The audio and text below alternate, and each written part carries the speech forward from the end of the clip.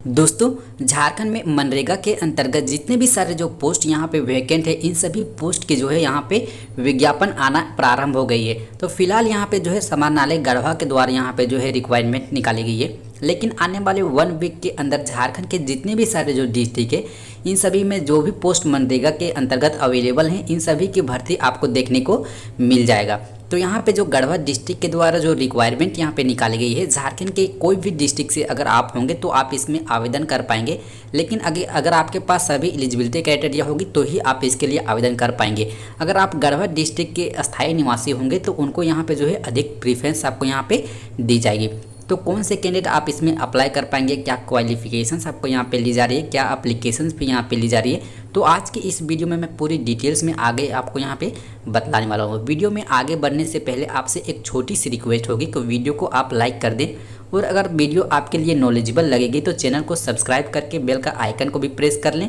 ताकि जो भी इस प्रकार की जॉब की इन्फॉर्मेशन आएगी तो सबसे पहले आपको यहाँ पे मिल जाएगा। तो चैनल को जरूर से सब्सक्राइब कर लें। देखिए दोस्तों, जो झारखंड सरकार के द्वारा जो ग्रामीण विकास विभाग के लिए जो महात्मा गांधी राष्ट्रीय ग्रामीण रोजगार गारंटी अधिनियम के अंतर्गत जो योजनाएं यहाँ पे जो है पास होती है, इन सभी योजनाओं को जो है सुचारू रूप से कार्य करने के लिए कार्य हो सके, इसके लिए इन सभी पोस्टों की यहाँ पे जो है मनरेगा के अंतर्गत रिक्वायरमेंट यहाँ पे निकाली गई है। तो कौन से पोस्ट में कितने सारे सीटें यहाँ पे जो है निकाली गई है, तो यहाँ पे आप देख पा रहे हो कि जो आपकी पोस्ट दी गई है प्रखंड कार्यक्रम पदाधिकारी के लिए, इसमें टोटल यहाँ पे जो है 13 सीटें हैं। वहीं पे तकनीकी सहायक जो सहायक अभियंता की पोस्ट है इसमें टोटल यहाँ पे जो है 6 सीटें हैं। एंड तकनीकी सहायक जो कनीय अभियंता यहाँ पे निकाली गई है नियमित या फिर बैकलॉग के लिए, इसमें टोटल यहाँ पे जो है 10 सीटें हैं। एंड जो लेखा सहायक की पोस्ट है इसमें टोटल यहाँ पे जो है 1 पोस्ट है। एंड कंप्यूटर सहायक की पोस्ट के लिए टोटल यहाँ पे 4 सीटें हैं।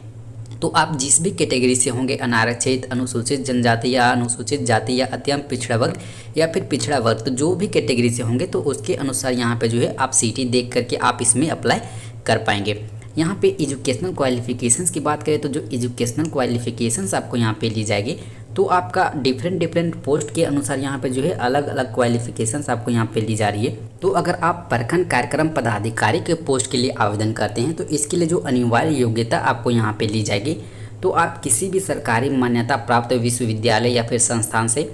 किसी भी संकाय में किसी भी डिसिप्लिन में अगर आप ग्रेजुएट कर रखे होंगे, मिनिमम 55% अंकों के साथ अगर आप ग्रेजुएट उत्तीर्ण होंगे तो आप प्रखंड कार्यक्रम पदाधिकारी के पोस्ट के लिए जो है आवेदन कर पाएंगे। और वैसे कैंडिडेट जिनका यहाँ पे ग्रेजुएशन में 55% अगर आप यहाँ पे परसेंटेज नहीं होंगे, लेकिन अगर आप जो है स्नातकोत्तर यानी कि अगर आप जो है पीजी कर रखे होंगे तो भी आप जो है इसके लिए आवेदन कर पाएंगे।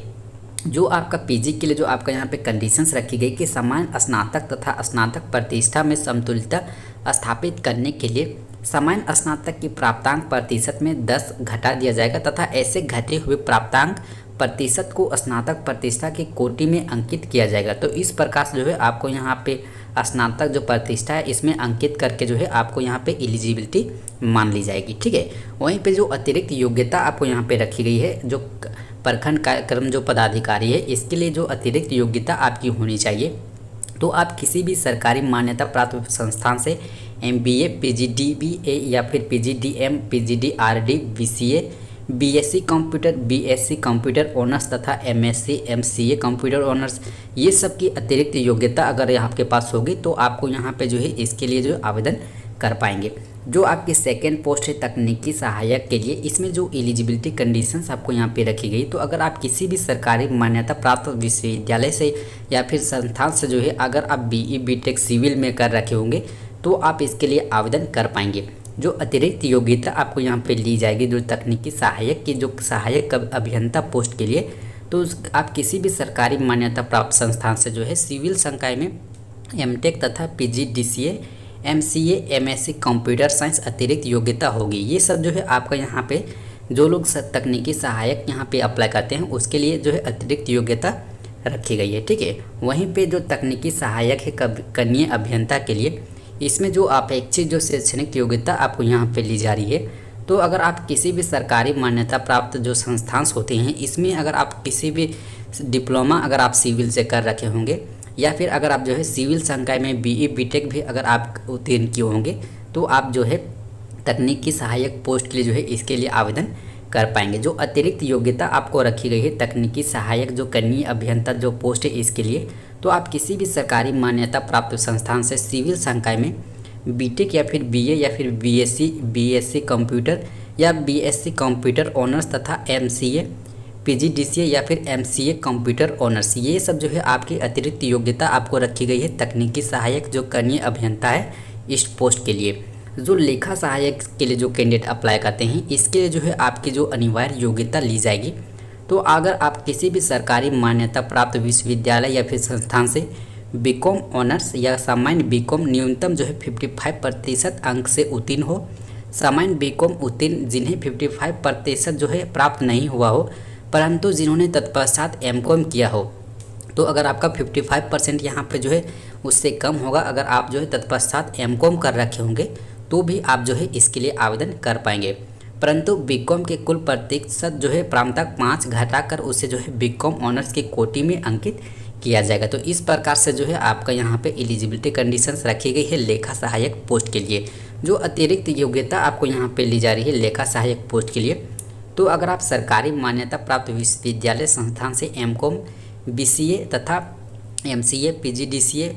एमसीए अतिरिक्त योग्यता, ये आपका यहाँ पे जो है अतिरिक्त योग्यता आपको यहाँ पे ली जाएगी, ठीक है। और जो कैंडिडेट यहाँ पे कंप्यूटर सहायक की पोस्ट के लिए अप्लाई करते हैं इसके लिए जो अनिवार्य योग्यता आपको यहाँ पे ली जा रही है, तो अगर आप किसी भी सरकारी मान्यता प्राप्त विश्वविद्यालय से अगर आप जो है BSc computer honours, BSc computer सामान्य, बीसीए ये सब जो है आपको यहाँ पे कर रखे होंगे तो आप इसके लिए एलिजिबल हैं। एंड आगे में जो एलिजिबिलिटी बोली गई है कि सामान्य स्नातक उत्तीर्ण के पश्चात पीजीडीसीए उत्तीर्ण होनी चाहिए, बीसीए तथा सामान्य बीएससी कंप्यूटर के प्रतिशत जो है प्राप्तांक में 5 घटाते हुए बीएससी कंप्यूटर ऑनर्स की कोटि में अंकित किया जाएगा। वैसे सामान्य स्नातक जिन्होंने तत्पश्चात पीजीडीसीए किया हो, सामान्य स्नातक के प्रतिशत प्राप्तांक में 10 घटाकर बीएससी कंप्यूटर ऑनर्स की कोटि में अंकित किया जाएगा। तो इस प्रकार से जो है आपका यहाँ पे एलिजिबिलिटी कंडीशंस रखी गई है कंप्यूटर सहायक की पोस्ट के लिए। वहीं पे जो अतिरिक्त योग्यता आपको यहाँ पे ली जा रही है, तो आप किसी भी सरकारी मान्यता प्राप्त विश्वविद्यालय या फिर संस्थान से MCA PGDCA MSc computer science या अतिरिक्त योग्यता आपको यहाँ पे ली जा रही है, ठीक है। जो आयु सीमा आपको यहाँ पे ली जा रही है, तो एज की क्राइटेरिया भी आपको जो है कैटेगरी के अनुसार यहाँ पे रखी गई है। तो अगर आप अनारक्षित की कैटेगरी से होंगे तो इन सभी के लिए जो है अधिकतम आयु जो सीमा यहाँ पे बोली गई 35 ईयर्स आपको यहाँ पे जो है अधिकतम आयु सीमा बोली गई है। वहीं पे अगर आप पिछड़ा वर्ग या फिर अत्यंत पिछड़ा वर्ग की कैंडिडेट होंगे इन सभी के लिए 37 ईयर्स आपको यहाँ पे अपर एज लिमिट यहाँ पे बोली गई है। एंड महिला कैटेगरी से होंगे या फिर अगर अनारक्षित पिछड़ा वर्ग या फिर अत्यंत पिछड़ा वर्ग की महिला फीमेल की कैंडिडेट होंगे इन सभी के लिए जो है आपकी अधिकतम आयु 38 ईयर्स आपको रखी गई है। एंड जो लोग अनुसूचित जनजाति या फिर अनुसूचित जाति के मेल या फिर फीमेल होंगे इन सभी के लिए जो है 40 ईयर्स आपको यहाँ पे मैक्सिमम एज यहाँ पे रखी गई है। राष्ट्रीयता में जो है आपका आवेदक भारत का नागरिक होना चाहिए। आरक्षण से यहाँ पे जो दी जाएगी, तो अगर आप गढ़वा डिस्ट्रिक्ट के अस्थायी निवासी होंगे तो उन सभी को यहाँ पे जो है आरक्षण दी जा रही है। लेकिन झारखंड के कोई भी स्टेट से होंगे तो आप इसके लिए एलिजिबल हैं। अगर आप गढ़वा डिस्ट्रिक्ट के अस्थायी निवासी होंगे तो आपको अनुमंडल पदाधिकारी द्वारा यहाँ पे जो है ऑनलाइन जो निर्गत जाति प्रमाण पत्र होता है वो आपको यहाँ पे देना होगा। एंड अगर आप इसमें सिलेक्टेड होते हैं तो सिलेक्टेड कैंडिडेट को यहाँ पे जो पे स्केल आपको यहाँ पे दी जाएगी। तो अगर आप प्रखंड कार्यक्रम पदाधिकारी पोस्ट में सिलेक्टेड होते हैं तो उनको 19,500 रुपये आपको पर मंथ सैलरी के तौर पर यहाँ पे दिए जाएंगे। एंड जो लोग तकनीकी सहायक पोस्ट में यहाँ पे सिलेक्टेड होते हैं उन सभी को जो है 19,234 रुपये आपको पर मंथ सैलरी यहाँ पे दी जाएगी।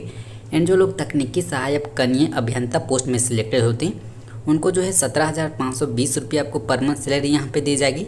एंड अगर आप लेखा सहायक या फिर कंप्यूटर सहायक के पोस्ट में सिलेक्टेड होते हैं तो यहाँ पे इन दोनों पोस्ट के लिए जो है 10,000 आपको प्रति माह सैलरी के तौर पर यहाँ पे दिए जाएंगे, ठीक है। ये जो रिक्वायरमेंट निकाली गई है समरनालय गढ़वा के डिस्ट्रिक्ट के द्वारा, ये आपके जो है प्योरली कॉन्टेक्चुअल बेसिस पे यहाँ पे जो है आपको होने वाली है। स्टार्टिंग में जो है 1 ईयर्स के लिए जो है आपको यहाँ पे रखी जाएगी। देन जैसा आपका यहाँ पे वर्क में संतोषप्रद यहाँ पे पाई जाती है, अगर आपका यहाँ पे जो है वर्क अच्छा यहाँ पे परफॉर्मेंस अच्छा रहती है तो उसके अनुसार जो है आपको यहाँ पे 1 वर्ष के लिए यहाँ पे आगे बढ़ा दी जाएगी, ठीक है। वहीं पे इसके सिलेक्शन क्राइटेरिया की बात कर लें तो जो सिलेक्शन की प्रोसेस आपको यहाँ पे रखी गई है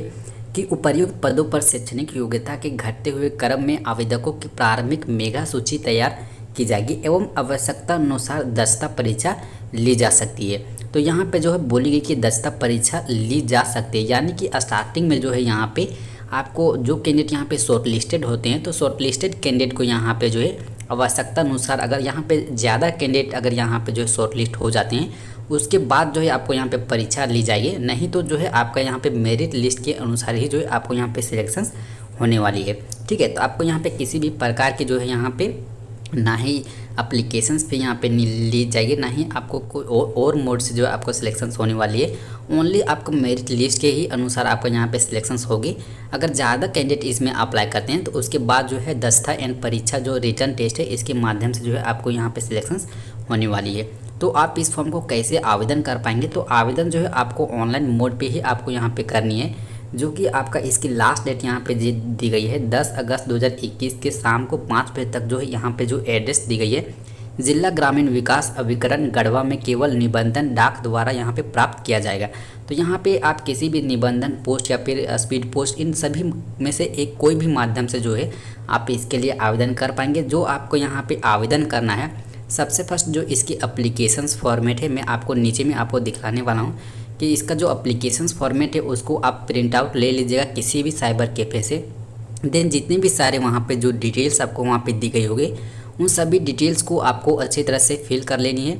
फिल करने के बाद जो है आप किस पोस्ट के लिए अप्लाई करते हैं उसका जो है आपको इन्वेलप के ऊपर में जो है आपको लिख लेनी है। इन्वेलप के ऊपर में लिखने के बाद यहाँ पे देख पा रहे कि जो डॉक्यूमेंट्स आपको यहाँ पे दी गई है शैक्षणिक प्रमाण पत्र, अंक प्रमाण पत्र, जाति प्रमाण पत्र एवं जो भी आवश्यक प्रमाण पत्र होंगे इन सभी का जो छाया प्रति है जो जेरोक्स होंगे उन सभी को जो है इसका एप्लीकेशंस फॉर्मेट है उसके साथ आपको अटैच कर लेना है। अटैच करने के बाद जो एड्रेस दी गई है इस एड्रेस में जो है आपको 10 अगस्त से पहले जो है आपको भेज देनी है किसी भी स्पीड पोस्ट के माध्यम से। ठीक है, तो इस तरह से जो है आप इसके लिए आवेदन कर पाएंगे। अगर आप एक से ज़्यादा पोस्ट के लिए जो है आवेदन करना चाहते हैं तो आप बिल्कुल जो है इसके लिए आवेदन कर सकते हैं, लेकिन आपको हर अलग अलग पोस्ट के लिए जो है अलग अलग आवेदन यहाँ पे देनी होगी। आपको यहाँ पे किसी भी प्रकार के जो है यहाँ पे कोई भी एप्लीकेशंस पे यहाँ पे नहीं ली जाएगी। ये इसका एप्लीकेशंस का फॉर्मेट है। सबसे फर्स्ट जो है आपका आवेदित जो आप यहाँ पे कौन से पोस्ट में अप्लाई करते हैं उसका यहाँ पे जो है भरना होगा। उसके बाद जो आपका अभ्यर्थी का नेम है वो आपको यहाँ पे मेंशंस करनी है। आपका फादर्स नेम जो भी आपका होगा वो आपको यहाँ पे फिल कर लेनी है। आपका जो हाल का जो पासपोर्ट साइज़ फ़ोटो है वो आपको यहाँ पे जो है लगवाना होगा। अस्थाई पता, जो वर्तमान पता, ये सब सारी डिटेल्स आपको यहाँ पे दी गई है। आपको इस पूरी डिटेल्स को यहाँ पे फिल कर लेना है। ठीक है, इन सारी एलिजिबिलिटी को आपको यहाँ पे फिल करके जो है आपको 10 अगस्त से पहले जो भी निबंधन डाक या फिर जो भी स्पीड पोस्ट जो आपका सुविधा लगे उसके माध्यम से जो है आप इसको भेज करके जो है आवेदन कर पाएंगे। तो इस प्रकार से जो है आप एलिजिबल हैं तो आप बिल्कुल जो है इसके लिए आवेदन कर सकते हैं। तो आई होप कि पूरी प्रोसेस आपको यहाँ पे समझ में आ गई होगी। फिर भी अगर आपके मन में किसी भी प्रकार की डाउट रह जाती है इस फॉर्म के रिगार्डिंग तो आप हमें कमेंट करके पूछ सकते हैं। तो वीडियो अच्छी लगी तो लाइक करना और अपने साथ अपने ज़रूरतमंद दोस्तों को भी शेयर करना, और अगर चैनल में पहली बार विजिट कर रहे हैं तो सब्सक्राइब करके बगल का बेल का आइकन को भी प्रेस कर लें ताकि जो भी इस प्रकार की जॉब की इन्फॉर्मेशन आएगी तो सबसे पहले आपको यहाँ पे मिल जाया करेगी। तो चैनल को ज़रूर से सब्सक्राइब कर लें।